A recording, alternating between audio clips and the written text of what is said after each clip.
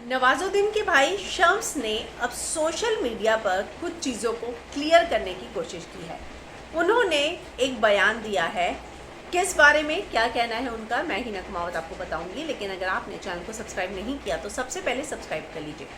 कल एक खबर आई कि नवाजुद्दीन सिद्दीकी की भतीजी ने एक केस किया है, जिसके अनुसार उनका ये कहना है कि उनके अंकल ने उसके साथ 9 साल की जब थी तो उसके साथ जो है सेक्सुअल हैरेसमेंट करने की कोशिश की थी। उन्होंने टाइम्स को इंटरव्यू भी दिया और उसके बाद नवाज़ की पत्नी ने सोशल मीडिया पर लिखा कि वो खुश है कि कम से कम कोई आगे आकर इस बारे में बात कर रहा है।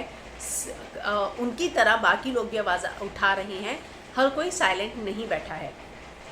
तो अब जो है नवाज़ के भाई ने आकर ट्विटर पर लिखा है, वो ये कहते हैं, how can someone misguide the law and file the same case with different statement at Delhi police when there was no name of Nawazuddin Siddiqui in the earlier statement given 2 years back to court.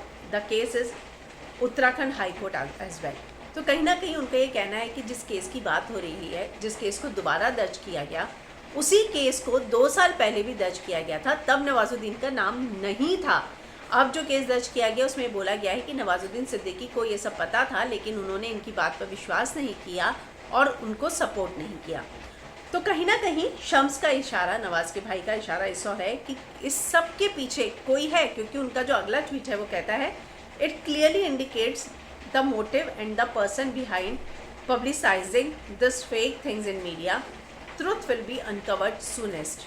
तो कहीं ना कहीं उनका ये कहना है कि इन सभी चीज़ों के पीछे कोई है जो इन सारी चीज़ों को पब्लिसाइज करने की कोशिश कर रहा है, झूठी चीज़ों को, और ये सारी चीज़ें बहुत ही जल्दी अनकवर हो जाएंगी। तो कहीं उनका इशारा आलिया की तरफ तो नहीं, क्योंकि शम्स ये बोल रहे हैं कि अगर ये केस दिल्ली में पहले से ही दर्ज था तो 2 साल बाद दोबारा फिर से कंप्लेन कैसे कराई गई है, जब पहली कंप्लेन में नवाज़ का नाम नहीं था तो दूसरी में कैसे डाला गया है।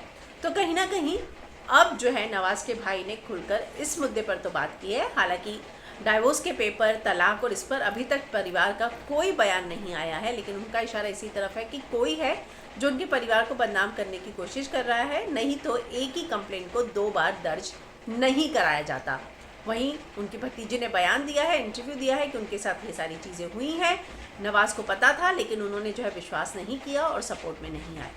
तो क्या है सच्चाई, क्या इसके लिए मुझे लगता है कि थोड़ा सा जब जांच पड़ताल होगा तब पता चलेगा कि आखिरकार इस पूरे मामले की सच्चाई क्या है। फिलहाल सभी अपडेट्स के लिए आप बने रहिए फिल्म इंडो के साथ।